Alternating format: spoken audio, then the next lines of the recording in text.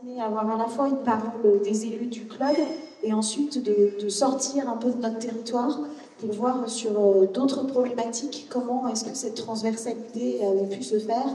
Et donc on a proposé à Lucas Saint-Jean, qui est donc architecte associé dans l'atelier de Philippe Prost, mais également chercheur et docteur en architecture associé au laboratoire Léave de l'école d'architecture de Versailles, et qui, tu as passé ta thèse il n'y a pas si longtemps que ça, de venir nous parler en fait des travaux qu'il a menés, notamment en tant que chercheur, et au sein aussi de l'atelier, et qui résonnent beaucoup, même s'ils ne sont pas sur le même territoire, avec nos problématiques et la façon dont on peut les appréhender. Donc je te laisse la parole et je te remercie beaucoup d'être là. Merci Christine. Alors, est-ce que ça marche? C'est bon. Merci Christine, merci au Club pour cette invitation. Je vais intervenir par rapport à cette double casquette, comme l'a dit Christine, à la fois d'architecte, ça marche pas bien. Est-ce que comme ça marche mieux? Donc avec une double casquette, disais-je, d'architecte praticien, à la fois de l'atelier d'architecture Philippe Prost, donc Philippe, vous avez fait une intervention l'année dernière, mais également de chercheur au LEA, que je viens de soutenir effectivement en septembre 2024 ma thèse sur la transition territoriale du bassin minier du Nord-Pas-de-Calais. Donc je vais essayer de vous montrer un peu les ponts qui peuvent exister. Vous avez parlé ce matin beaucoup d'acteurs qui sont importants dans cet écosystème qui est l'intervention autour d'un patrimoine urbain, d'acteurs des élus évidemment, des gestionnaires qui sont volontairement identifiés, des architectes, des urbanistes, on voit bien ce qu'ils font, des artisans aussi, des entreprises qui vont réaliser des travaux. Mais il ne faut pas oublier aussi les acteurs de la recherche et de l'enseignement qui sont très importants, qui sont capables de produire des connaissances historiques, des connaissances méthodologiques, mais aussi de mettre en œuvre de l'expérimentation, permettre au système d'avancer tous ensemble. Et du coup, je savais dans la salle, je crois qu'il y a toute une série d'étudiants de l'ENSA Normandie, certains j'ai pu suivre le semestre précédent pour leur projet sur la ville d'Elbeuf. Peut-être qu'ils continueront leur travail dans une voie de recherche, je ne sais pas. En tout cas, avec un beau patrimoine devant eux à travailler. Alors, je vais présenter donc rapidement, Christine m'a demandé de parler du travail qu'on fait sur le bassin minier du Nord et du Pas-de-Calais. Donc, à la fois, qui est un territoire, je présenterai rapidement le territoire, les enjeux de sa patrimonialisation, un mot très français, lié notamment aux enjeux de l'UNESCO en 2012, j'y reviendrai. Et puis, comment cette connaissance, cette découverte d'un territoire s'est transformée pour moi en un projet de recherche doctorale. Et enfin, en contrepoint, quelques exemples d'intervention architecturale de maîtrise d'œuvre. Alors, le territoire, d'abord, celui du bassin minier du Nord-Pas-de-Calais, qui se situe dans la France, comme son nom l'indique, entre Lille et Arras. Et vous voyez, c'est cette bande, cette veine, en fait, qui est un filon géologique de 120 km de long, qui court d'est en ouest, entre les métropoles d'Arras et d'Artois, et qui correspond aussi à un éperon rocheux entre la plaine de l'Artois et la plaine de la Floride. Ce bassin, il n'a pas de réalité territoriale fixe de frontières, j'entends. Il est constitué de plus de 300 communes agglomérées. Il a une très forte identité culturelle qui est liée en fait au découpage des concessions minières, donc un découpage administratif purement économique qui se superposait à tout un découpage territorial étatique et qui a disparu avec la fin des mines. Donc aujourd'hui, le périmètre que vous voyez ici est dessiné par rapport aux anciennes concessions. Il regroupe donc plus de 300 communes, mais il regroupe en réalité des dizaines d'intercommunalités, de départements, ainsi de suite. Donc il y a un vrai travail aussi sur ce territoire, comme peut-être vous dans le club Prisme, mais de partage de connaissances, de mise en réseau, et finalement de créer de l'interterritorialité pour être capable de traiter des sujets transversaux qui débordent les frontières juridiques et politiques. Ce bassin, il fonctionne aujourd'hui comme une métropole, une sorte de conurbation. C'est quand même 1,2 million d'habitants. En réalité, c'est une forme de ville diffuse, coincée entre la taille des ronds est proportionnelle au nombre d'habitants. Vous voyez la métropole lilloise qui écrase tout au-dessus, qui est vraiment l'agglomération territoriale. Mais le bassin minier a sa propre continuité, sa propre infrastructure, avec une autoroute qui la traverse, qui s'appelle d'ailleurs la rocade minière, et qui relie l'ensemble de ces pôles métropolitains qui en réalité fonctionnent comme un continuum territorial. Si on dézoome un peu de ce bassin minier, pourquoi il est là? C'est le plus important filon gisement de charbon en France. C'est la pointe en fait d'un très vaste filon houillé qui ressurgit, qui plonge sous la Manche et qui ressurgit en Angleterre, plus loin, et qui en fait se prolonge en Belgique, en Allemagne, dans la Ruhr, et en réalité continue à travers la Pologne jusqu'à l'Ukraine. Et ce filon, il a été exploité de 1720 à 1990 en France. Ce qu'il faut comprendre aussi, c'est que c'est une portion où le filon plonge sous terre très profondément. Donc le charbon était entre 600 et 800 mètres de profondeur en France, avec des veines très tortueuses d'1 mètre de haut à peine. Quand en Allemagne, il est assez ouvert, et vous avez vu ces images d'excavation, il suffit de se pencher pour ramasser le charbon. Donc très vite, à partir des années 60, on se rend compte que l'extraction du charbon n'a plus de réalité fonctionnelle et économique. Donc ce charbon est la ressource minière qui a justifié le développement soudain de villes champignons. Je vous montrerai tout à l'heure des exemples démographiques de villes qui ont surgi de nulle part au milieu de ce qui était une plaine agricole, avec quelques noyaux historiques, Douai, Lens, Valenciennes, Arras, qui existaient auparavant, Béthune, mais tout le reste, et d'ailleurs il y a beaucoup de petites villes qui portent le nom de Marne-les-Mines, qui sont construites comme vraiment les villes champignons qu'on connaît aux États-Unis, qui ont explosé à partir du moment où on a découvert du charbon en sous-sol. Autre ressource fondatrice, c'est évidemment l'argile et la craie qui se trouvent à très faible profondeur, qui a façonné l'architecture de tout temps de ce territoire du Nord, qui est l'architecture de briques. Et le croisement des deux se produit cette image territoriale assez forte, qui est celle d'un système territorial. Vous voyez ici des infrastructures minières. Ici, c'est Los Angeles, de Lens, avec une fosse très célèbre, les terris jumeaux, qui sont les plus hauts terris d'Europe. Donc, vous voyez la fosse d'extraction, avec ses chevalets, ces tours d'extraction, qui sont les lieux industriels de production. Et en réalité, la mine, il faut imaginer la mine qui est grande comme à peu près 20 fois ce qu'on voit à l'écran, mais qui est profonde, qui a 400, 500, 600 mètres sur terre, avec des galeries de plusieurs kilomètres. Les terris, qui sont les rebuts, en réalité, de l'extraction du charbon, des schistes, et qui ont parfois disparu, j'y reviendrai. Les infrastructures, on voyait ici la fameuse rocade minière qui est là, mais qui en réalité sont souvent ce qu'on appelle des cavaliers, c'est-à-dire des voies qui étaient construites par les compagnies minières pour diffuser le charbon. C'est tout un système territorial.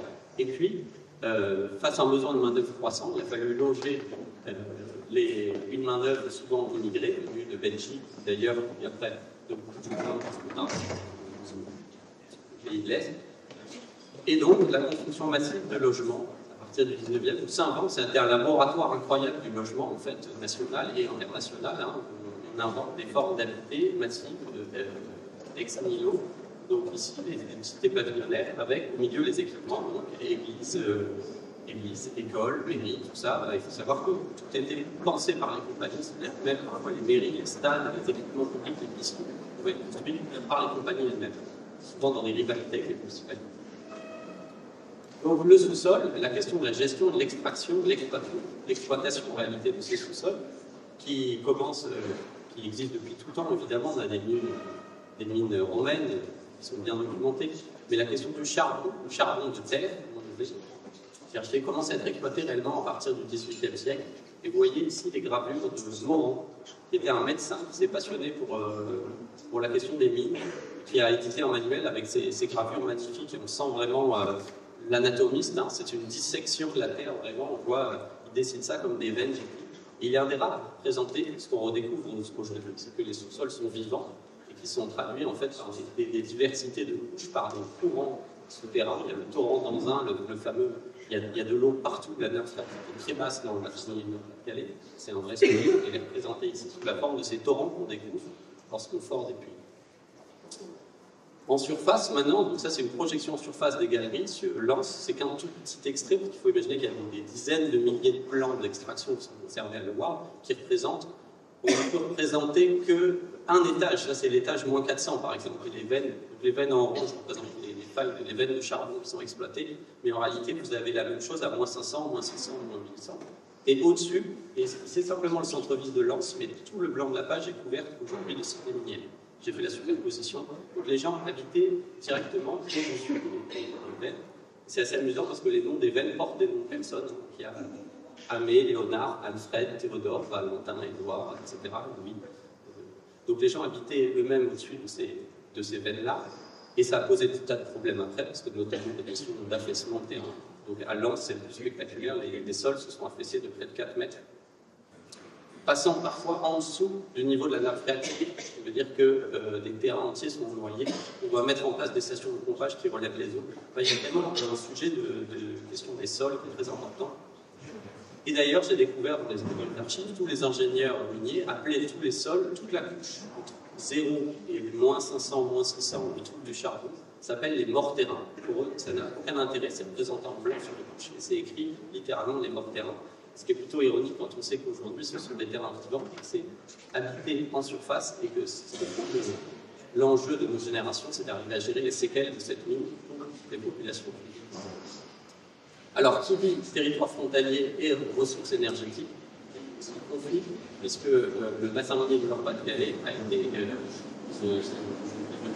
par rapport à la Première et la Seconde Guerre mondiale. Notamment lors de la Première Guerre mondiale, le front s'est stabilisé sur la crête de Notre-Dame-de-Lorette, que vous voyez ici, qui contrôle, un des seuls points qui contrôle la plaine minière au nord, que vous voyez derrière Lens et les terries de Lens. Et donc, cette colline a été, par exemple, le lieu de combat acharné entre 14 et 1918. Vous voyez, la plus grande nécropole nationale française, les 40 000 soldats français qui avaient vécu. Pour la petite histoire, à partir de 1915, ce sont les Britanniques qui prennent le contrôle du front. Et du coup, la mémoire française s'est beaucoup déportée sur le Verdun, la Somme, le chemin des Dames. Mais en réalité, c'est un lieu profondément marqué. Et pour donner une image, justement, très rapidement, de ce que représente ce massacre, en fait, qui a eu lieu dans le Nord-Pas-de-Calais, c'est le mémorial international de Notre-Dame-de-Lorette que nous avons réalisé à l'agence, à l'atelier d'architecture Philippe Roth, pour la région Nord-Pas-de-Calais, qui est souhaité graver, vous voyez ici un extrait de panneau, les noms des 600 000 soldats qui sont tombés sur le sol du Nord-Pas-de-Calais, toutes nationalités confondues. Et ces soldats sont tombés notamment pour le contrôle du charbon derrière. Alors, ce qui s'est passé, d'ailleurs, c'est que jusqu'en 1915, quand les Français tiennent la ligne de front, ils évitent de bombarder trop derrière, parce que ce sont leurs industries. Mais à partir du moment où les Britanniques prennent le terrain, le bombardement s'intensifie. Et pire encore, lorsque les Allemands battent en retraite en 1918, ils évacuent complètement le bassin minier du Nord-Pas-de-Calais et ils font sauter toutes les infrastructures minières. Donc, ils dynamitent les puits par le fond. Ils font tomber les chevalets et donc, en dynamitant les puits, toute l'eau remonte et les endroits sont complètement noyés. Vous voyez à droite deux photos. En bas, c'est la ville de Lens, en 1918. Ville de Lens rasée à 100%. Il ne reste plus un seul immeuble debout à la fin. Donc c'est quand même très spectaculaire. Donc ce sont vraiment des territoires de la reconstruction aussi. Même si on le sait moins. Je ne sais pas si vous avez rencontré. Voilà, il y a un petit gisement de communes à Montégré. Et vous voyez au-dessus les inondations qui ont suivi, puisque l'arrêt de l'exploitation a entraîné l'arrêt du pompage des eaux. L'arrêt du pompage des eaux a entraîné des inondations à perte de l'eau. Autre élément de perte matérielle également. Vous voyez à gauche un chevalement que j'aime beaucoup, c'est le chevalement 15 de Lens, qui existait, qui était en fait une espèce de tour Eiffel, tout le tour Eiffel jumelle, complètement délirant, un véritable monument de l'âge de fer industriel. Et qui, je pense que s'il existait aujourd'hui, serait une attraction touristique majeure, évidemment, et qui a été démoli en 1918. Et aujourd'hui, ça, c'est ma photo de ce qui en reste. Vous voyez, donc c'est un carré de pelouse avec un petit... c'est même pas une plaque commémorative, c'est une plaque d'égout pour l'inspection, pour vérifier qu'il n'y a pas de remontée de gaz de schiste. Donc, reconstruction, donc à partir des années 20, on construit dès 1918, mais ça s'organise, ça va assez vite aux années 20, on construit massivement, sous l'impulsion du ministère de la Reconstruction, mais beaucoup des compagnies qui s'étaient structurées, qui avaient anticipé, on construit massivement les infrastructures qui recommencent à produire le charbon nécessaire à l'industrie française et à la reconstruction, et la construction de logements. Donc, 60 000 logements de mineurs qui existent aujourd'hui, hein, donc une grande partie datant des années 1920. Vous voyez cet urbanisme assez caractéristique. Mais c'est aussi, comme je le disais, un lieu d'invention majeure. Alors par rapport aux villes champignons, j'ai mis ces deux diagrammes qui sont intéressants. Commune de Salomine, qui porte d'ailleurs le nom de ville, et de Bruay-la-Bussière, où est construit Castelectricien, que je présenterai. Et vous voyez que ce sont des toutes petites bourgades du 19e siècle, des petits villages vraiment au milieu de la campagne, dont la population explose. Donc la fin 19e, début 20e, vous voyez un trou brut, c'est 14-18, où là les villages sont entièrement vidés, et puis un afflux massif de population jusqu'après 1920, quand l'exploitation du charbon atteint son apogée jusqu'aux années 60. À partir des années 60, on commence à programmer la fin du charbon, à fermer direct progressivement les mines jusqu'aux années 1990. Et ce sont actuellement des territoires qui perdent de la population. Par rapport au parc bâti, c'est une étude statistique que j'ai fait des 60 000 logements gérés par le bailleur social Maison et Cité, qui est hérité à l'arrêt des mines de l'ensemble du parc immobilier des compagnies minières. Et en fait, qui a des bases de données très bien tenues, donc on peut savoir exactement l'âge de chaque bâti. Vous voyez qu'il y en a une partie qui date d'avant 14-18. Vous voyez le trou ici, c'est 14-18. Et en fait, la grosse construction, la grosse époque de construction, c'est 1920-1930, où il y a un abus massif. Et après, il y aura une partie en architecture moderne préfabriquée, plutôt dans les années 50-60, qui est moins connue, qui a beaucoup été malmenée et en grande partie démolie.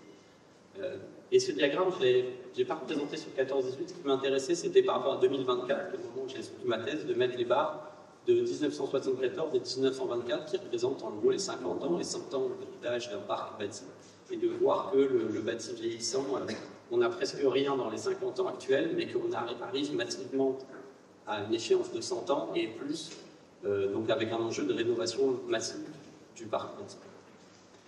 Par rapport à l'expérimentation, je l'ai dit, il y a vraiment eu des lieux. Les premières cités jardins d'Europe continentale ont été construites en bassin minier, avec des rapports au jardin, des maisons doubles, 3, 4, tout un jeu sur les combinatoires différents et les typologies différentes, sachant que les compagnies privées en concurrence les unes avec les autres qui essaient d'attirer la meilleure main-d'œuvre possible. Donc il y a eu une sorte d'émulation et de concurrence entre elles pour offrir les meilleurs logements aux mineurs, puisque les logements étaient fournis par les compagnies de mineurs, et donc avec une sorte de compétition entre les cités les plus spectaculaires, les maisons les plus remarquables. Reconstruction également du patrimoine technique. Alors je ne rentrerai pas dans le détail, mais c'est un diagnostic qu'on a fait pour la fosse 2 de Flic, qui est une petite fosse reconstruite en béton armé en 1920 par un ingénieur belge. Et juste pour dire, c'est un petit clin d'œil, c'est très intéressant l'étude historique de cette fosse sur les transferts culturels qu'il y a eu dans des moments un peu denses de reconstruction. C'est qu'en 1918, les Allemands déportent les habitants et donc aussi les mineurs et les ingénieurs des mines en battant en retraite. Ils baladent une grande épopée comme ça, ils les emmènent en Belgique, ils rencontrent des ingénieurs belges qui à ce moment-là, Charles Tourné, qui est un des premiers ingénieurs à construire des chevalets en béton armé. Ça donne des idées aux ingénieurs. Dès qu'ils reviennent en France, qu'ils découvrent les infrastructures détruites, ils reconstruisent des chevalements en béton armé. Puis Charles Tourné mourra en tombant d'un chevalement, donc il n'aura pas la postérité qu'il mérite. Mais c'est un des premiers ingénieurs à développer le béton armé pour l'industrie technique. Et cette industrie, aujourd'hui, elle souffre de déshérence, elle souffre de pathologies. Vous avez évoqué ce matin en carbonatation des bétons, effritement, et ainsi de suite. De disparition, il y en a eu une autre après, c'est après les années 60 et 1990 et après, c'est l'effacement du tissu économique et social qui allait avec, qui tenait ces mines, et donc disparition physique des restes industriels. On a abattu énormément de restes industriels. Il y avait aussi une volonté très forte d'effacement, d'araser les terrils, d'effacer les chevalements. Et donc, c'est un peu comme ce qu'on a vu ce matin avec Royan, les questions des bascules patrimoniales sont très intéressantes à suivre, mais à tel point que le discours, le mot, moi j'ai trouvé dans des archives des années 70, la valorisation du patrimoine industriel, à l'époque, ça voulait dire raser tout pour valoriser le foncier d'un point de vue économique et le rendre plus cher. Donc vraiment, les mots même portaient le discours strictement inverse de ce qu'ils ont aujourd'hui avec la question de la conservation. Donc, un effacement de l'infrastructure territoriale. Vous voyez ici cette photo assez spectaculaire d'un terril qui a été entièrement arasé. Il ne reste plus que le cercle parfait au sol, on dirait une œuvre de Van Dart. Tout simplement, il a été revendu comme schiste et en fait, quand vous prenez le TGV Paris-Lille, en fait, vous roulez sur un terril tout le long, puisque tout le ballast de l'autoroute du Nord et des TGV Picard, l'autoroute, la rocade minière sont faits avec des schistes issus des terrils.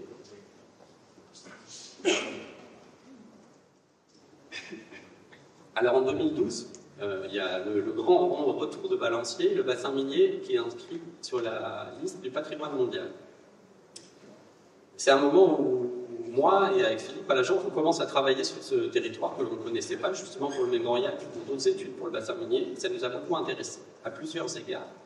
Ce qui est très intéressant, c'est que c'est une candidature qui a choisi de ne pas valoriser que quelques restes, les châteaux de l'industrie, c'est-à-dire les 3 grands sites mini-industriels, mais plutôt un ensemble territorial cohérent, avec justement cette implication d'infrastructures routières, d'infrastructures ferroviaires, de gares, mais aussi d'hôtels de ville, de piscines, de logements, construit dans une cohérence paysagère. Et donc la candidature a été portée sous le registre de paysage culturel, évolutif et vivant. Il faut savoir qu'il y a même des catégories qui disent ces paysages reliques. Il y a des villes minières aux États-Unis qui sont protégées au titre de paysages reliques. Elles sont abandonnées, on n'a plus le droit de faire. Et on visite ça comme un site abandonné témoin. Là, l'idée, c'était plutôt comment accompagner, en plus avec le besoin imminent et urgent de projeter ce territoire vers autre chose, économiquement, socialement, comment utiliser cette ressource existante, architecturale, patrimoniale, identitaire, pour construire un avenir. Et donc, surtout pas le mettre sous cloche. Donc l'UNESCO, je ne sais pas si vous êtes familier des termes, mais il y a des termes très bien particuliers. C'est la question de la valeur universelle exceptionnelle et d'un certain nombre de critères qui doivent démontrer, en plus de l'authenticité et de l'intégrité du bien, de critères. Donc là, il était retenu les critères 2, 4, 6, qu'il ait exercé une influence étendue et durable, au-delà de la France, hein, qu'il soit l'exemple achevé d'un type de réalisation architecturale et technique, et qu'il soit associé à un événement, une tradition d'une portée capitale. Donc là, évidemment, c'est l'invention du syndicalisme, des grandes grèves ouvrières, du mouvement ouvrier mineur international qui a beaucoup résonné avec le bassin minier du Nord-Pas-de-Calais. Et je dois préciser aussi que l'UNESCO s'est rejoint encore en discussion ce matin sur la question des ABF, des abords de l'Église, etc. Aussi étrange que cela paraisse, l'UNESCO n'a aucune transcription en droit français. C'est d'habitude, quand on intègre le Mont Saint-Michel à l'UNESCO, il est entièrement protégé, il n'y a pas de sujet. Là, a été inscrit à l'UNESCO un ensemble territorial majeur qui n'a pas de protection en termes de droit français. Alors, il a parfois des abords. Dans le meilleur des cas, il a des abords parce que justement, il y a une église, donc un bout de cité en abord. Et ça nous apparaît aussi très intéressant parce que ça force à repenser un peu les organisations patrimoniales. En France, on est très descendant, le ministère de la Culture qui dit ce qu'il faut. Et là, la réussite, évidemment, d'un projet patrimonial à cette échelle ne peut passer que par les habitants, les élus et vraiment les acteurs locaux. Et évidemment, il y a un jeu entre le descendant et le montant, mais on sort un peu du schéma habituel du ministère de la Culture qui dit ce qu'il faut faire. A été montée pour porter cette candidature initialement une association qui s'appelait BMU, Bassin Minier Uni, et qui est devenue, après le succès de cette candidature, est devenue une inscription, la mission Bassin Minier, qui est une ingénierie justement interterritoriale, une association qui regroupe les diverses collectivités, régions, départements, villes, agglos, et qui fait du conseil, de l'accompagnement sur tous ces projets, de la valorisation, donc auprès des publics, auprès des scolaires, auprès des architectes, etc. Là, vous voyez un des exemplaires, il faut beaucoup de communication autour de ça, mais sur les exemples de communication disponibles qui sont assez amusants, c'est évidemment le parallèle entre les terrils et les pyramides de Gizeh, et puis cette idée qui est un peu sous-jacente que l'histoire des mineurs est bien celle des rois. Mais ça rejoint toute cette question du discours patrimonial, c'est-à-dire que souvent il se heurte au problème d'habitants qui considèrent, ça a été dit aussi ce matin, que le patrimoine, c'est pas pour eux. Non, des maisons en briques dans lesquelles ils habitent, c'est pas du patrimoine. Oui, les pyramides peut-être, mais les terrils non. Alors après, il y a un autre sujet quand on commence à rentrer dans le détail, architecturalement, urbanement, c'est que c'est donc 353 éléments, c'est une myriade de confettis patrimoniaux qui ont été découpés sur tout le territoire. Donc ça pose tout un tas de questions architecturales, urbaines. Vous voyez ici une étude qu'on a faite pour la mission de bassin minier pour les aider à comprendre ce qu'il y avait en réalité dans ce bien. 47 quartiers miniers, donc des ensembles urbains cohérents. 353 objets, qui est l'unité qu'ils avaient découpée pour les candidatures, mais qui est liée sur la contiguïté foncière. Donc en fait, deux éléments séparés d'une voie peuvent être deux objets différents. Et en réalité, 28 544, ce que j'appelais composants bâtis. Parce qu'en réalité, dans leur tableau, ils avaient une cité égale un objet. Mais en fait, une cité, je me dis en tant qu'architecte, une cité de 800 logements, oui, vous pouvez la compter un, mais ça reste 800 objets architecturaux. Et ils n'avaient pas ces données-là, donc on a travaillé avec eux pour faire la ligne en bas, de dire finalement, et il y a évidemment le nombre majeur, ce sont les logements, 28 278 logements, par rapport à 21 chevalements. Alors juste quelques images, c'est un travail de thèse, je vous montrerai après, mais dans le cadre de ma thèse, j'ai fait l'effort de redessiner à l'échelle l'ensemble de ces éléments-là, donc ce sont quelques planches, vous avez à gauche tous les terris et les fosses redessinés en élévation avec les groupes. Les cavaliers, à droite, c'est les infrastructures routières, ferroviaires, tous les terris en coupe, en plan, à coupe de niveau, et à droite, toutes les cités minières en plan représentées à la même échelle, afin d'avoir une vision d'ensemble de ce bien. Les équipements, donc gares, hôtels de ville, etc., maisons syndicalistes, et à droite, tous les monuments commémoratifs puisqu'il y a énormément de monuments, monuments 14-18, mais aussi monuments mineurs, monuments catastrophes, catastrophes de poudrière, et ainsi de suite, avec les inscriptions commémoratives relevées, portées sur chaque monument. Pour la mission bassin minier, on a réalisé une étude justement pour la question pour essayer de comprendre les pressions urbaines qui pouvaient porter sur la valeur universelle du bassin minier. Cette étude, elle a consisté, elle a fait beaucoup de relevés, de visites, de travail et de concertation avec des CAUE, des ABF, des habitants, des entreprises. C'est extrêmement intéressant. On a amené tout un tas d'idées, je passerai très rapidement, mais dont celle de la question d'un cycle de transformation permanente, cette notion de patrimoine évolutif, d'accepter l'idée d'une transformation permanente, qui n'est pas un état de référence. Le patrimoine technique a d'ailleurs lui-même été transformé en permanence, il n'y a pas de raison que ça s'arrête en 1990. Donc d'une cyclicité des différents cycles végétaux, électoraux, jusqu'à ceux du bâti, les générations. Et toute cette étude, elle a abouti à un petit guide qui a été fait et diffusé par la mission bassin minier très largement, donc, qui s'appelle Architecture, projet d'aménagement et valeurs universelles exceptionnelles. Et je ne vais pas le développer, mais il y a notamment ce tableau. Finalement, on était arrivé à poser une base de doctrine partagée entre tous les acteurs. Parce qu'après 2012 et cette inscription, retomber la lieste de l'inscription, c'est poser tout un tas de questions. Peut-on démolir des cités de mines? Les paquets ont été rasés après l'inscription UNESCO. Ça pose tout un tas de questions. Donc certains disent, puisque c'est évolutif, on peut démolir. Voilà, si on en démolit 1 sur 800, ça va, 2 sur 800, 100 sur 800, c'est encore acceptable. Où poser la question? Donc là, c'est un cas de théorie. Déjà, on a proposé de ne plus parler de pression, mais plutôt d'évolution, et de donner tout un tas d'évolutions possibles, en disant construction neuve adossée, démolition, oui, non, oui, mais, et plutôt d'être... on s'est dit qu'on ne pouvait pas être dans le coercitif dans un territoire comme ça, puisque ça passe par quand même l'adhésion au projet, donc d'être plutôt un accompagnement en donnant des exemples, en essayant de cadrer des éléments de méthodologie pour bien faire. Donc ça passe par exemple, on a imaginé une cité minière type et on a des codes de transformation, comme ça qu'est-ce qu'on restaure, qu'est-ce qu'on démolit, qu'est-ce qu'on ajoute, en montrant qu'en fait il y avait un panel de solutions possibles. On peut démolir pour créer des espaces publics, pourquoi pas, si c'est nécessaire, si c'est justifié, si les bâtiments ne tiennent plus. Parfois, on peut et on doit surtout restaurer ce qui existe, etc., etc. La même chose sur les sites productifs, les sites industriels, finalement, de dire on peut aussi très bien conserver des activités industrielles, ce qui se passe, gaz en or, récupérer certaines infrastructures et continuer à produire du gaz de mine, de l'énergie qui est tirée des sous-sols miniers. Pourquoi pas, on peut en faire un site monumental, culturel, patrimonial, évidemment, mais évidemment aussi, on ne peut pas faire ça sur tous les sites. Donc, il faut avoir un panel assez grand.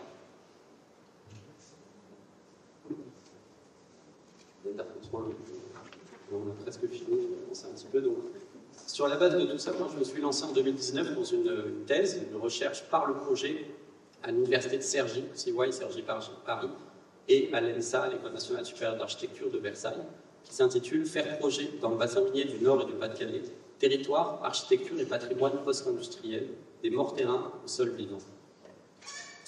Donc c'est une thèse qui a été menée sous la direction d'Elisabeth Auclair, géographe à Cergy, Franck Rombert, qui est professeur à Versailles, et avec Philippe Ross en encadrant professionnel.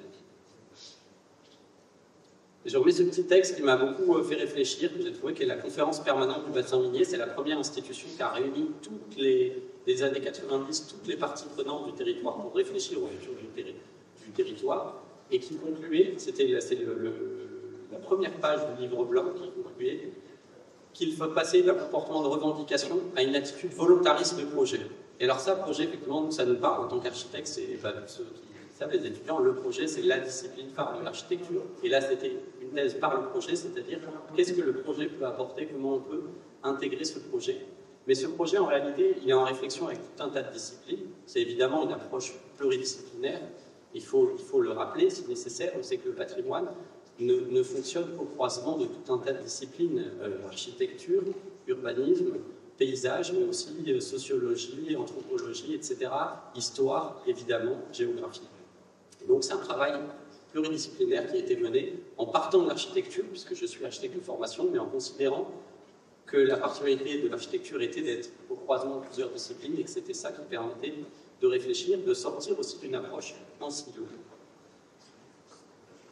Donc au sein de l'agence, pourquoi je me suis lancé dans cette thèse? Parce qu'on avait mené toute une série de projets, vous en avez quelques-uns ici, je présenterai rapidement cet électricien, j'ai montré le chevalement d'Andier, mais des études urbaines, des études de réflexion, là reste une étude pour la piscine, Art déco de Louis-la-Bussière, qui est un équipement magnifique, des restaurations de chevalement, et que tous ces projets, ils me laissaient un petit coup un peu de frustration, parce qu'il me semblait qu'ils abordaient des questions réellement fondamentales, et qu'en tant que maître d'œuvre, quand on le traite en quelques mois, un peu rapidement, on ne va pas au fond des sujets, et qu'il y avait aussi, il me semble, un peu des conflits qui naissaient sur un manque de connaissances, disons, au moins de doctrine et de méthodes partagées. Il m'a semblé que c'était le rôle de la recherche et que c'était intéressant d'aller au bout du sujet à travers cette recherche. Cette recherche, je l'ai menée en isolant deux corpus principaux et en considérant qu'il y avait une continuité de cohérence de ce système territorial qui allait de la brique, tout en bas de la matière, l'élément 1 qui était la brique, jusqu'à ce grand ensemble du bassin minier. Et j'ai isolé un premier corpus qui est celui qui m'était livré sur un plateau de l'UNESCO, vous voyez, tous les confettis noirs, donc à la fois énorme, en même temps qui n'est pas le territoire, hein, qui n'est qu'une sélection du territoire, 353 éléments, que j'ai passé au filtre d'une approche typologique en lien avec le travail que je vous ai montré sur cette étude sur la VUE, et qui dialogue avec un corpus de projets, le projet que j'ai fait qui permet de confronter à des cas d'études et des situations, la réflexion dans la classe. Les questions de recherche, elles étaient triples. J'ai abordé de front trois questions. La question territoriale, c'est-à-dire en quoi le bassin minier constitue-t-il un territoire de projet spécifique. Le territoire est ici entendu comme un espace vécu et non pas comme une entité administrative, clairement délimitée, ce que le bassin minier n'a jamais été. Et selon les mots d'André Corpos, le territoire est un projet, il est une construction sociale et il n'y a pas de territoire sans imaginaire du territoire. C'est un terme polysémique qui est omniprésent mais qui est loin d'être évident. Et pour moi, il renvoie à la notion de community en anglais, c'est-à-dire le lien entre un lieu, une notion spatiale, géographique ou architecturale, et une communauté de personnes, c'est-à-dire une notion sociale. Le deuxième point, c'était la question architecturale. En quoi l'architecture peut-elle contribuer à la transformation territoriale du bassin minier? Et ce second niveau d'interrogation vise à analyser à une échelle plus fine, cette fois, de l'édifice au quartier, le rôle et la place de l'architecture dans les transitions continues. Et le dernier sujet, la dernière question, était l'approche patrimoniale qui croise tout ça évidemment. En quoi la conservation du patrimoine post-minier peut-elle participer au projet spatial? Parce que c'est bien l'idée d'un patrimoine au service d'un développement territorial. Cette dernière question croise les deux précédentes et revient sur la part mémorielle de ce territoire en cours de patrimonialisation. Le patrimoine est aussi un terme éminemment polysémique, loin d'être clair, objet d'une très très volumineuse bibliographie, particulièrement en France, on est les champions du monde sur le patrimoine. En retenant la définition de Françoise Chouet, pour moi, le patrimoine dont il est ici question est constitué par le cadre bâti des sociétés humaines et regroupe donc les héritages communs, architecturaux, urbains et paysagers. Du point de vue sociologique, le patrimoine est donc considéré comme un processus de sélection et de désignation de ce qui a de la valeur parmi les restes du passé, au sein d'une société. Ce n'est pas une essence, mais un phénomène socialement construit, selon les termes de Nathalie Heinrich, qui parle, elle, de la fabrique patrimoniale. Donc c'est important d'avoir ces deux approches. Pour les architectes, parfois on parle vraiment du cadre bâti existant, et pour les sociologues, c'est vraiment une sélection, une construction sociale de ce qu'on estime avoir de la valeur. Et bon, après, j'ai trois clés d'intervention qui étaient la question du dessus-dessous. Je vais montrer rapidement, mais c'est comment les sous-sols remontent à la surface et continuent à travailler sur l'épiderme de surface qui est le sol qu'on habite. La question du monumental et du banal, c'est-à-dire le croisement de ces deux échelles, le banal de la maison, le stéréotype de la petite maison, toit de pente répétée à perte de vue, qui se confronte à ces montagnes artificielles que sont les terrés. Qu'est-ce qui est visible? La question de l'unicum, du typicum, du totem. Je crois que je n'ai pas le temps de développer ici, mais c'est très intéressant par rapport à ce que j'ai entendu sur vos vies de reconstruction, de comment sortir de l'unicum et comment aborder un patrimoine plus global. Et enfin, la question de l'inerte et du vivant, comment intégrer aujourd'hui la question du vivant, des habitants, mais des animaux, du végétal, et enfin d'intégrer la notion d'un écosystème dynamique. Le croisement où mes trois questions de recherche avec ces trois clés de lecture produit un plan à 9 cases, on n'est pas architecte, on ne se refait pas, donc c'est le schéma baladien par excellence, qui est appuyé par 9 cas d'études, 9 projets présentés, que je ne présenterai pas ici, mais je finirai simplement par quelques images du dernier, qui est la skizze électricien, pour vous montrer aussi les échanges qu'il peut y avoir entre un travail plus de recherche en chambre avec la pratique de maîtrise d'œuvre, cette fois vraiment une réhabilitation dont j'ai suivi le chantier, donc les pieds dans la main. Donc réhabilitation d'assistés électriciens à Bruay-la-Bussière en 2012-2019, plus ancien coron du Pas-de-Calais, qui figure dans ceux qui l'ont vu, c'est la scène repoussoir dans Bienvenue chez les Ch'tis, c'est vraiment l'endroit n'y allait pas, qui était abandonné, muré et qui était prévu à la démolition, sauvé par la mission de bassin minier aussi, juste sauvé par le don au moment de l'inscription UNESCO. Et donc la communauté d'agglomération décide de porter un projet pour en faire un centre d'interprétation du paysage et de l'urbanisme minier et des résidences d'artistes, des gîtes touristiques pour accueillir aussi dans cette idée, encore une fois, que c'est à la fois un développement pour faire venir des gens qui puissent dormir dans des corons et de garder une partie en logement social. Donc c'est vraiment une programmation très intéressante, assez mixte. Donc des travaux qui ont été très lourds parce que c'est un bâti qui n'avait pas été entretenu depuis 1850 en fait et qui est construit assez pauvrement. Les joints de sable partaient au doigt, il y avait vraiment un mur. Je me suis battu pour garder un mur et un jour l'entreprise est venue et m'a montré, on appuyait le mur vraiment ondulé en briques et on a fini par le reprendre. Mais c'est un bâti assez complexe. Mais tout un tas de petits détails. Par exemple, pendant le chantier, pendant le curage, j'ai récupéré toute une série de papiers peints. Il y avait toute une stratification des papiers peints extraordinaires qui racontaient les occupations des habitants dans le patrimoine vécu, habité. Donc certains étaient des journaux, donc nous ont permis de dater. Tout ça, ça partait à la... C'était masqué sous des flacons, des choses, des derniers couches de papier peint, et tout ça partait à la benne. Donc on a récupéré tout ça, on l'a gardé, et on a intégré dans le... Ici, certaines traces ont été intégrées dans le centre d'interprétation, dans la partie musée. On a gardé in situ ce qu'on pouvait comme papier peint, et on en a documenté d'autres, et puis on les a réinterprétés dans les nouveaux logements créés. Mais aussi des éléments de création plus contemporaine. Par exemple, ici, c'était la création de menuiserie dans le mur sud, qui était un mur entièrement aveugle. Donc, il y a eu des discussions avec l'ADF, est-ce qu'on peut percer ce mur, qui était très beau, un mur plein de briques, en même temps, c'était intéressant. Ça amenait de la lumière, et on a travaillé sur un système de louche arabier qui est en fait simplement une interprétation graphique de l'ordre de l'appareil de la brique. Donc on a pris le mur tel quel, on a remplacé les joints par des plats acier, et ensuite on a retiré une brique sur deux. Et d'ailleurs c'est très amusant, c'est des algorithmes en partant pas de la même brique, on crée des motifs tout à fait différents qui expriment en fait cette géométrie, cet ordre de la brique, et donc qui parle de cette façon de construire qui est encore vivante aujourd'hui, puisque le patrimoine vivant, c'est aussi ça. Moi j'ai visité des briqueteries qui font encore des briques au charbon. Alors le paradoxe, c'est que le charbon vient de Roumanie en camion, mais ils font encore des briques anciennes dans des fours Hoffmann. Il y a encore les savoir-faire de maçons qui savent monter ces murs, et c'est tout aussi important que de garder la matière elle-même du bâti, puisque le jour où il n'y aura plus de briques, plus de briquetiers ou de maçons pour monter ces murs, on sera bien embêté pour restaurer ce bâti. Alors, quelques photos de la réalisation finie, qui a permis de complètement de... Alors, c'est un projet porté par les puissances publiques, qui a nécessité un petit peu d'argent, mais qui a permis de complètement retourner le regard. Et ça m'intéresse beaucoup, c'est justement que ça a été... Cette cité, elle a été utilisée dans Bienvenue chez les Ch'tis comme scène repoussoir, et aujourd'hui, elle est sur l'Office du tourisme de partout de Louvre-Lens, en Béthune-Bruay. Venez voir la télé Christian.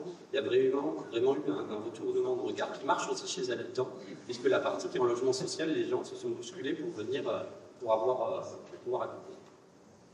Et le dernier élément, vous voyez au fond, ce bâtiment rouge, c'est qu'on a créé un bâtiment contemporain qui était à la place de baraquements de 14-18 qui ont existé à un moment, qui ont été démolis, donc qui vient prendre la place d'un bâtiment existant. Et c'était important, il n'était pas au programme, c'est nous qui l'avons proposé, pour être moins destructif dans le bâtiment. Le programme prévoyait de réhabiliter les deux niveaux d'un coron existant, sauf que le deuxième, il fallait démolir tous les planchers, l'ascenseur, tout casser, etc. Et nous, on a proposé une approche moins destructive, à coût équivalent, qui consistait à n'utiliser que le rez-de-chaussée du coron et à doubler d'une surface équivalente, volume équivalent, neuve, ce qui est la réinterprétation exacte du volume. Vous avez le volume du coron bâtiment A avec ses murs de refend et ses partitions en logement mono-orienté, qui est réinterprété dans un bâtiment où les murs sont devenus des failles de lumière et le refend central devient la simèse structurante. Et vous voyez le bâtiment là, avant que la scénographie vienne, avec un jeu de poupées russe sur ce petit carin. Les carins, ce sont, pour ceux qui connaissent, ce sont les petites cabanes au fond du jardin qui comportaient donc buanderie, sanitaire, clapier, poulailler. Et souvent aussi pigeonnier, puisqu'il y a une grande tradition de colombophilie dans le Nord. Et ces carins, on les a tous conservés, on a mis des fonctions dans chaque carin. Donc il y a la buanderie collective, mais il y a aussi un sauna pour les gens qui viennent, il y a un poulailler, il y a un carin pour les artistes. Et là, c'est le carin qui est la billetterie d'entrée du site. qui est l'interprétation de ce petit volume. Et je finirai simplement sur un petit mot sur la question des représentations mentales. On en a parlé un petit peu ce matin. C'est un des sujets, il me semble, principaux sur le patrimoine de la reconstruction, mais aussi sur le patrimoine industriel, qui est celui du bassin minier, la question du changement de regard.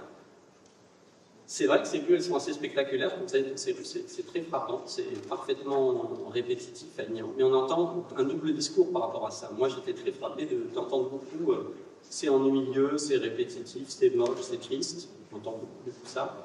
Et en même temps, moi j'habite Paris, et tout le monde encense l'avenue de Rivoli, l'avenue de l'Opéra, les places. Alors la place Vendôme, ça pose de problème à personne qu'on ait les mêmes façades en briques, et si quelqu'un peint ses volets en bleu, tout le monde criera au scandale. Et ici, c'est strictement l'inverse. Chaque fois qu'une maison est vendue, ma première action sans presse de faire l'habitant, c'est de la transformer en fausse ferme, de repeindre les volets en bleu, de montrer de mettre une véranda, etc. Donc, c'est de faire comprendre que cette cohérence, elle a aussi une forme de... C'est aussi une qualité, c'est aussi une puissance, aussi une esthétique particulière, et que le changement de regard est très important. Et deux autres points, vous avez à droite la boule à neige Perry, qui a été faite par la mission bassin minier, qui se vend comme des petits pains, et je trouve ça très intéressant de voir que ces terris qui ont été malmenés, qui ont été rasés, que personne ne pouvait voir, ils sont aujourd'hui iconiques, ils sont vendus comme un petit objet souvenir, c'est devenu la signature du bassin minier, il y a des chemins de randonnée pour imiter. Et l'autre image à gauche, c'est une gravure extraite des Indes noires. Alors je ne sais pas si vous connaissez les Indes noires, mais c'est un roman qui est exactement contemporain de Germinal. Donc les Indes noires de Jules Verne, qui décrit une cité idéale. En fait, les mineurs descendent et en fait, en bas, ils ont la lumière artificielle. Alors, il faut savoir que plus on descend, plus il fait chaud. Donc, dans la mine, il fait une température équivalente, il ne pleut pas. Il fait 25 degrés toute l'année. Et donc les mineurs s'installent et décident de ne plus jamais sortir. Ça devient une espèce de ville utopique. Il décrit une utopie d'une ville souterraine où il crée des lacs artificiels, des routes de fer. Et les touristes viennent visiter. Donc là, c'est les touristes qui viennent visiter cette ville incroyable, souterraine. Et donc il y a un imaginaire où ce roman est assez peu connu. Jules Verne est peut-être un moins bon écrivain que Zola, il faut le dire. Mais ce roman a été complètement effacé, alors que le bassin minier, s'il y a bien un territoire qui est traversé et porté dans l'imaginaire politique par la littérature, c'est le bassin minier, à travers Germinal, qui est un univers extrêmement noir et qui continue à déteindre aujourd'hui sur le bassin minier du Nord-Pas-de-Calais. Juste un petit mot, et j'en aurai fini. Je vais reprendre quelques lignes de la conclusion de ma thèse. Je fais un petit clin d'œil à Christine parce que j'ai appris certains points qu'elle a cités. Que ces travaux s'intéressent aux quatre bâtis existants et pour lesquels il convient de dépenser plus de matière grise pour dépenser moins de matières premières, selon vous. Alors que l'arrêt des mines a laissé sur ce territoire des dizaines de milliers de bâtiments et d'hectares en friches industrielles. Elle propose de repenser le patrimoine non plus comme une contrainte poussiéreuse d'aménagement, mais comme une nouvelle ressource de projet et de développement territorial pour dépasser le clivage entre construction neuve et intervention sur l'existant, pour recycler plus et démolir moins. L'architecture, comme force agissante et vivante, ne se limite pas à mettre en forme de la matière inerte. Par ses dispositifs, elle est capable de modifier le cadre de vie et les représentations mentales des habitants, des usagers et des visiteurs. Entendue comme discipline réparatrice, l'architecture peut prendre soin des édifices, de leur environnement, de leur structure, voire réanimer les lieux. Enfin, parce qu'elle est un art situé de la transformation, l'architecture interpelle directement et nécessairement les questions mémorielles et patrimoniales. Ce positionnement remet donc au centre de la table la valeur d'usage social du patrimoine urbain et le besoin d'adaptation qui en découle. Les dynamiques urbaines et sociales interagissent avec les processus de patrimonialisation, faisant de cette fabrique patrimoniale et des émotions associées l'une des dimensions importantes du changement urbain contemporain. Nous voyons aujourd'hui combien les questions d'identité et d'émotion patrimoniale, notamment de nostalgie, sont brûlantes, y compris politiquement, dans les territoires délaissés. À partir du cas du bassin minier, cette thèse peut contribuer à informer de façon prospective de futurs sites post-miniers dans le monde qui s'apprêtent à affronter à leur tour les épreuves de la déterritorialisation, du démantèlement, de l'effacement et de l'abandon. Mais ces enseignements peuvent aussi être transposés à un large éventail de sites différents. Paysages culturels évolutifs, cités industrielles ou cités jardins, villes de la reconstruction, territoires non déprises, des architectures banales et infraordinaires du quotidien. Le bassin minier est peut-être le futur du patrimoine.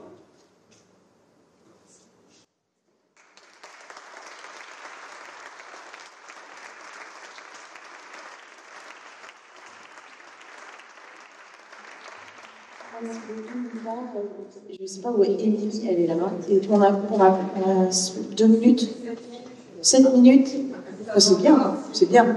Est-ce qu'il y a des questions?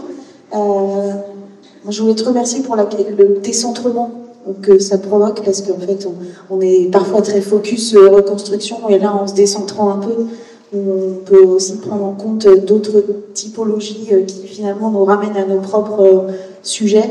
Donc peut-être qu'il y a des questions dans la salle sur l'UNESCO, la façon de faire entre les échelles.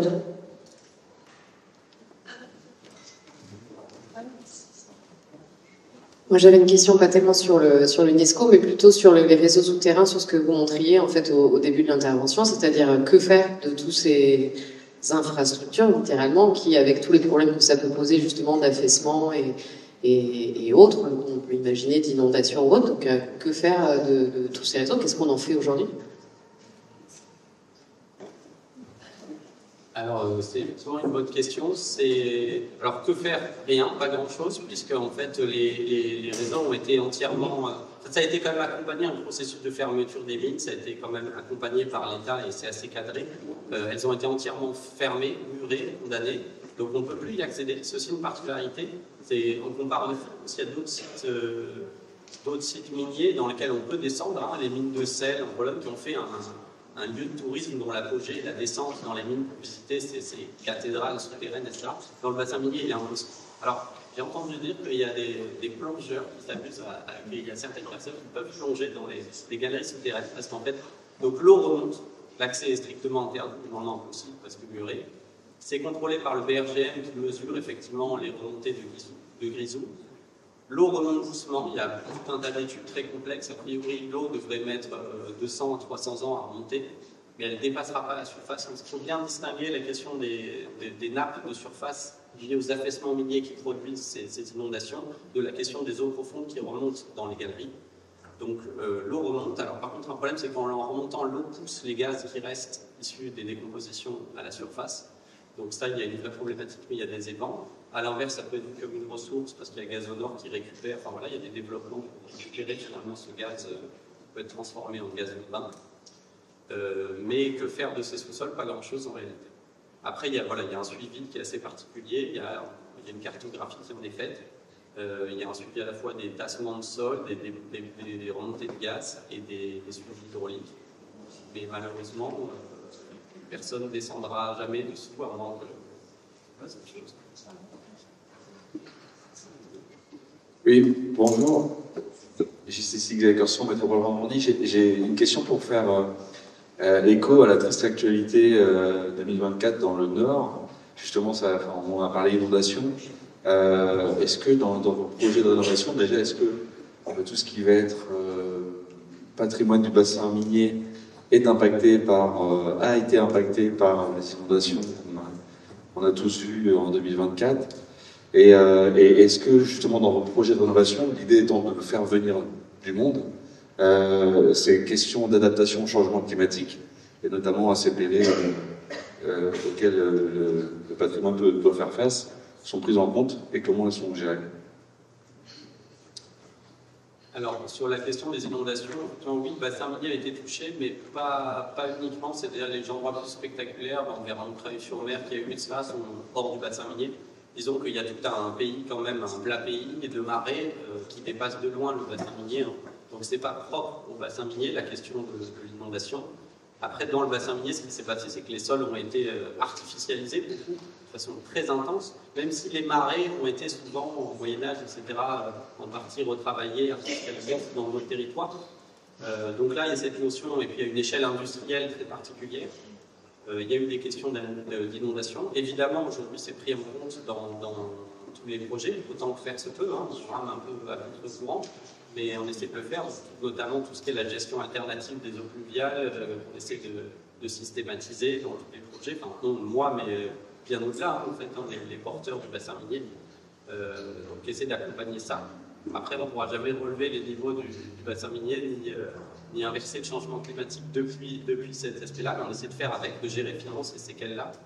Et après, la question environnementale, plus largement, c'est vrai que j'en ai pas beaucoup parlé, j'ai pas eu énormément de temps, mais elle est prise en compte, évidemment, c'est un enjeu majeur, en plus, enfin, vraiment sur un enjeu de ce territoire qui parle de l'énergie, carbonée. Il n'y a pas plus carboné que le charbon, et donc comment on se tourne aujourd'hui vers la troisième, ce que la région Nord-Pas-de-Calais appelée la troisième révolution industrielle d'aujourd'hui. Donc ça infuse, c'est une ligne de conduite dans tous les projets. J'ai oublié de parler de l'ERBM, c'est l'engagement pour le renouveau du bassin minier, qui est un mouvement parallèle justement à l'UNESCO, qui est porté par l'État, qui était, suite au rapport Subilo, Jean-Louis Subilo, que certains connaissent peut-être, qui est un grand urbaniste et nous, qui a produit un rapport sur le bassin minier, pour faire coïncider en 2017 justement les politiques patrimoniales et les enjeux de transition énergétique, notamment avec la rénovation massive de ce parc de logements, et de l'inscrire dans une approche plus vaste qui était aussi de rompre les silos et de traiter en même temps la question des transports, de la mobilité, de l'emploi, de l'architecture, de l'urbanisme, de l'énergie, de traiter tout ça. Donc c'est très ambitieux, c'est assez compliqué à mettre en place. L'État a annoncé une enveloppe de 100 millions d'euros pour accompagner ça, ce qui a mis des étoiles dans les yeux de tous les élus locaux, évidemment. Après 100 millions d'euros rapportés à 60 000 logements, ça reste... Ça, finalement, ça fait pas grand-chose. C'est-à-dire c'est juste un petit plus, mais c'est loin de suffire à porter cette rénovation. Voilà, mais donc il y a beaucoup d'expérimentation. À la Cité Christian, nous, on a travaillé avec, pour le projet, on était avec la Fondation EDF Bas Carbone, qui a tout un travail justement sur la mise en place de pompes à chaleur, d'un système d'isolation. Tous les logements sont isolés en métis. Qui est un isolant produit à partir du recyclage du givre et qui en fait à Bruy-la-Bussière. Donc c'était assez chouette de pouvoir travailler vraiment avec un matériau écologique recyclé, fait sur place. Et pourtant, ça n'avait pas été bon. On l'a adapté à l'ERP, c'était une première fois qu'il a été mis en place dans l'ERP. Il y a beaucoup de recherches sur le développement aussi en chambre, l'isolation en chambre de ces bâtiments. Il y a une chaire partenariale à l'ENSAP de Lille travaille sur cette thématique-là, la rénovation, l'auto-réhabilitation, la rénovation thermique de ce bâtiment. Il y a les CD2E qui est un centre de recherche situé dans la base de Pondre. La première photo, je vous montrais que les terrils monumentaux, là, au pied de ça, il y a un centre de recherche de développement durable. Donc il y a beaucoup de dynamiques qui travaillent sur ce sujet, comme un peu sur tous les territoires, mais là on a la particularité d'avoir un parc de logements très vaste, très cohérent, au sein de presque un seul bailleur, donc c'est aussi très particulier, donc c'est pas le cas. C'est permet d'agir. Merci beaucoup, Lucas. Désolée, on n'a plus le temps pour les questions. Juste un petit mot pour dire que c'était important que tu puisses témoigner, notamment de l'impact que la recherche peut avoir sur les politiques publiques et sur la façon dont on s'en empare, mais également pour la formation. Parce qu'en fait, quand on a le temps de chercher, on a le temps aussi d'influencer les solutions, de travailler avec les artisans, de partager un savoir qui leur permet de se former, et donc ensuite de transversalement faire que les techniques se diffusent. Donc il y a des vrais enjeux en fait sur la recherche. La recherche en architecture, c'est quelque chose qui est compliqué à mettre en œuvre. Je dis ça parce que les politiques publiques oublient parfois, c'est pas de la recherche totalement scientifique. Et donc aujourd'hui, il y a vraiment une importance pour les collectivités à ce que la recherche par le projet puisse se développer. Je m'arrêterai là, ça fait un peu... je vends ma paroisse, mais oui, un peu. Merci en tout cas, merci Lucas Monsergent, reste manger avec nous, donc s'il y en a qui veulent continuer à lui poser des questions, ils sont encore dans les parages.